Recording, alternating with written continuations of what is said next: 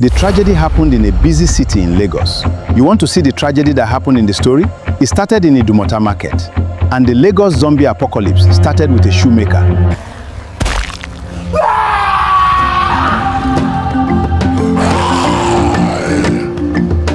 They said it was just a madman screaming in Idumota, until a woman ran past me with half her face gone.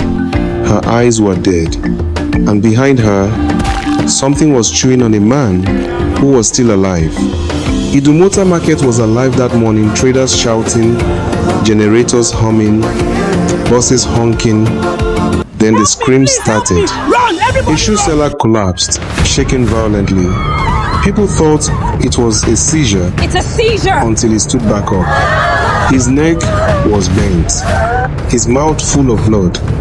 He lunged at the nearest woman and beat into her shoulder. The market exploded into chaos. Tables overturned, tomatoes smashed under fleeing feet. Danfo conductors abandoned their buses. Within minutes, more of them stood up. Dead eyes, hunger. Anyone beaten didn't stay down for long. I watched a security man fire a warning shot into the air. He didn't stop then. When he shot one in the chest, it only slowed it. Then 3 of them dragged him down and tore into him like animals. The infection spread fast. 1 bite, 1 minute, you're gone. People tried escaping toward CMS and Marina, but the roads were already clogged with panicked crowds. And in that madness, more were beaten. By noon, Idumota was no longer a market. It was a feeding ground, and the thing that started there was already walking into the heart of Lagos. By evening, the videos were everywhere: WhatsApp, Instagram, TikTok. Don't go outside. They are biting people in Idumota. Police are shooting them, but they won't die. But it was already too late. From Oshodi to Yaba, from Surulere to Ikorodu Road, screams replaced traffic noise. I saw a Danfo crash into a pole near Ojuelega. The driver had been beaten. Passengers crawled out only to be dragged back in by things that looked human but weren't. The police set up roadblocks. They fired. The zombies kept coming. When the army arrived with trucks and rifles, people felt hope. That hope lasted 5 minutes. The soldiers dropped dozens, but every falling body became another enemy. The dead stood up again, even with bullets in their heads. They overwhelmed the line, pulling soldiers down, biting through uniforms. Gunfire turned to screaming. By midnight, fires lit the skyline. Estates went silent. Hospitals were overrun. The power died. Families hid in dark rooms, holding their breath as footsteps dragged past their doors. By morning, Lagos was no longer a city. It was a hunting ground, and the dead were winning. 3 days later, there was no traffic, no horns, no shouting, no generators, only wind and distant groans.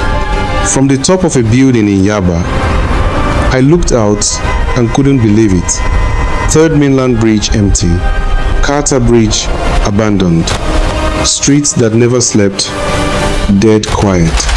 Cars were frozen in place, doors open, blood on the seats, shops stood unlocked, money scattered on the ground, useless now.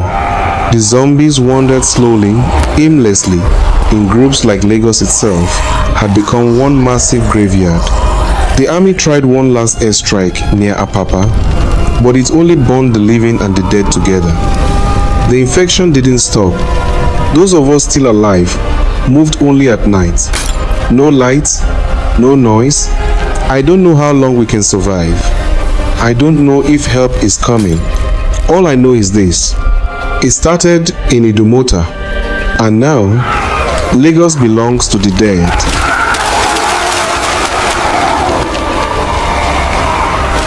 They didn't just roam anymore.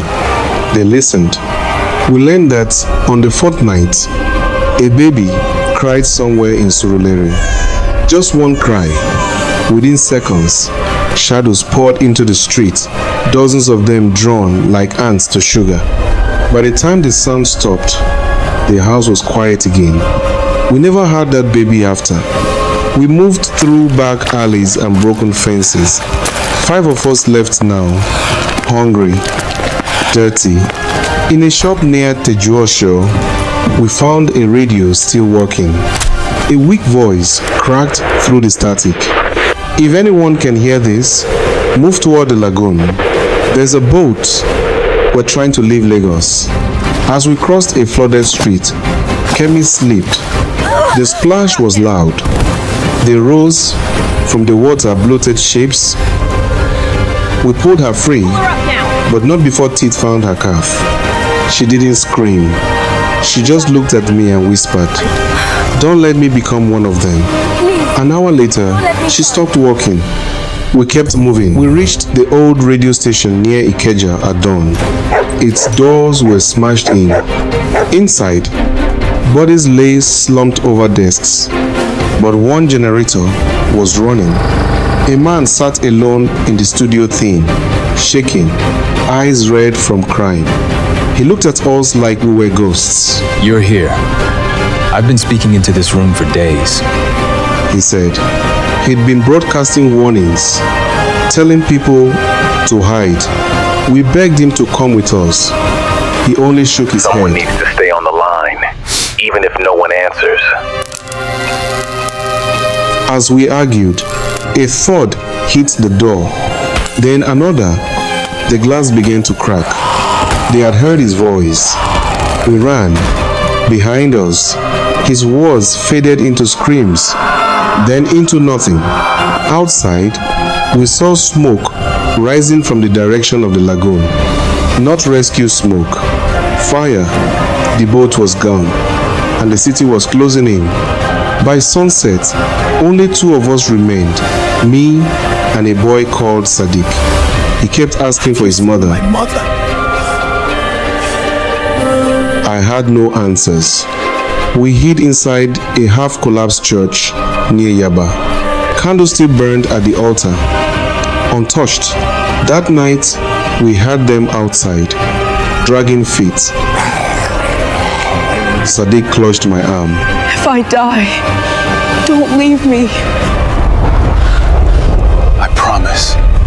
Near morning, he went quiet, too quiet. When I turned, his eyes were open, but they weren't his anymore. I ran. I didn't keep my promise.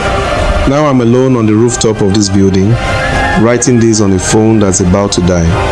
If anyone finds this, Don't come to Lagos. don't look for survivors. There's nothing left to save. They are below me now, filling the streets.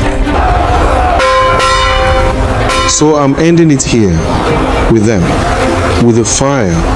Lagos ends with me. I give up my life for Lagos to breathe.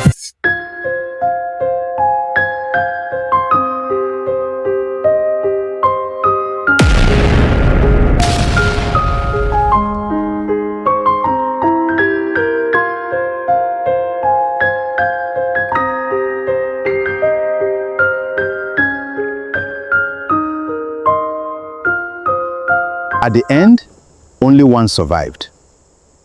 Not just he survived to sacrifice himself to save Lagos.